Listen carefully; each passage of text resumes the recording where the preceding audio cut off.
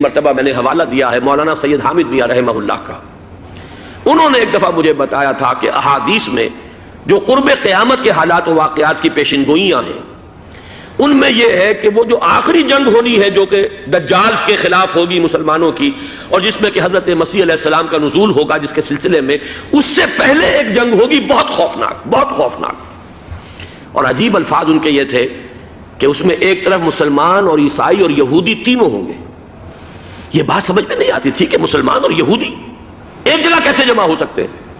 آج وہ نقشہ نظر آ گیا. آج اسرائیل، امریکہ، سعودی عرب اب یہ ایک ہیں. بلکہ چلتے آئیے، مصر، اسرائیل، سعودی عرب اور جو بھی ان کے حواری ہیں وہ سب ایک صف میں کھڑے ہیں، اور ان کے اوپر سیادت کس کی ہے؟ امریکہ کی. وہ نقشہ آ گیا ہے. اور اس جنگ کے سلسلے میں مولانا حامد میاں رحمہ اللہ نے مجھے بتایا تھا کہ حدیث میں الفاظ آئے ہیں اتنے لوگ ہلاک ہوں گے، اتنے لوگ ہلاک ہوں گے، اتنے لوگ ہلاک ہوں گے کہ ایک پرندہ سینکڑوں میل تک اڑتا ہوا چلا جائے گا اور اسے سوائے لاشوں کے اور کچھ نظر نہیں آئے. یہ نقشہ خاکم بدہن تلا ہوا ہے، کھڑا ہوا ہے. جو بھی ہوگا کیمیاوی جنگ، کیمیاوی کیمیکل وارفیئر اور پھر ایٹمک وارفیئر، جس کی کھلی دھمکیاں دی جا چکی ہیں. کبھی کوریا کے بارے میں اندیشہ تھا کہ یہ درندے خدا کی دھرتی کو، کوریا کی غریب بستی کو ناگاساکی بنا کے چھوڑیں گے، ہیروشیما بنا کے چھوڑیں گے. آج وہ صورتحال جو ہے عالم عرب پر، heart of the Arab land, اس پر یہ صورتحال بالکل تلی کھڑی ہے. اس میں ہمیں کیا کرنا چاہیے؟ میں نے یہ چاہا کہ پورا پس منظر آپ کے سامنے ہو. صرف وقتی سا کوئی ایک نعرہ، وقتی سی کوئی ایک خبر، اس کے حوالے سے ایک جذبات کا معاملہ، پورا ایک پس منظر سامنے رکھیے. اب وہ آپ کو شاید میری باتیں جو ہے وہ سمجھ میں آ جائیں. نمبر ایک، ہمیں کسی صورت اس جنگ میں امریکہ کے گھڑے کی مچھلی نہیں بننا چاہیے. امریکہ اسلام کے تحفظ کے لیے نہیں آیا، امریکہ حرمین کی حفاظت کے لیے نہیں آیا، امریکہ اپنے مفادات، عالمی مفادات کے تحفظ کے لیے آیا. اور زیادہ سے زیادہ آپ کہہ سکتے ہیں کہ وہ سعودی شاہی خاندان کی حفاظت کے لیے آیا. اور بڑا عمدہ مضمون چھپا تھا پچھلے، بلکہ ابھی تک تو وہ تازہ ہی ہے جب تک نیا نہیں آتا، ندا میں، جس کا عنوان تھا اربوں کا چھرا اور اربوں کا گدا. سارے پیسے بھی انہیں سے لے رہے ہیں. $12 بلین کا ایک چیک لے کر گیا جیمز بیکر. اندازہ تو کیجیے دنیا کہاں سے کہاں پہنچ گئی. میں حیرت ہوں کہ دنیا کیا سے کیا ہو جائے گی. 2 ماہ قبل اس کا تصور نہیں ہو سکتا تھا.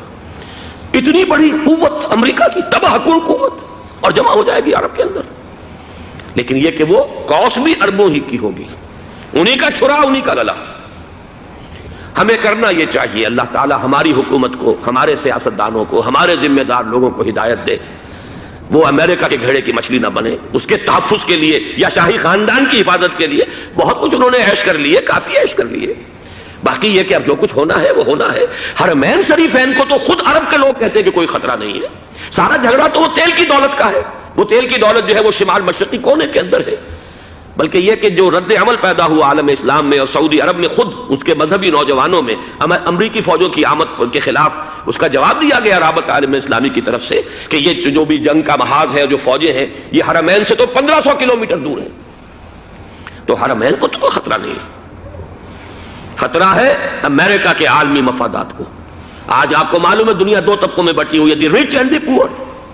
یہ جو اقوام ہیں، جو 6-7 قومیں شمار ہوتی ہیں دنیا کی دولت مند قومیں، ان کے لیے خطرہ ہے کہ یہ اگر ہم ان کا جو سب سے بڑا ذریعہ ہے اس کا صنعت کا، یہ تیل، اگر اس کو کچھ ہو گیا تو ان کی سب کی اکانومی جو ہے وہ ایک دم دھڑام سے زمین پر آ جائے گی. وہ بھی برابر ہو کر رہ جائیں گے دنیا کے دوسرے ملکوں کے. یہ اس کی حفاظت کے لیے آئے ہیں. ہمارے نوجوان کو آج میں سوچتا ہوں کاش کہ ہمیں معلوم ہو، ہمیں وہ تاریخ دہرانی نہیں چاہیے کہ ہم نے پہلی جنگ عظیم میں انگریزوں کے استعمار کے پنجے گڑوانے کے لیے اپنی جانیں دیں.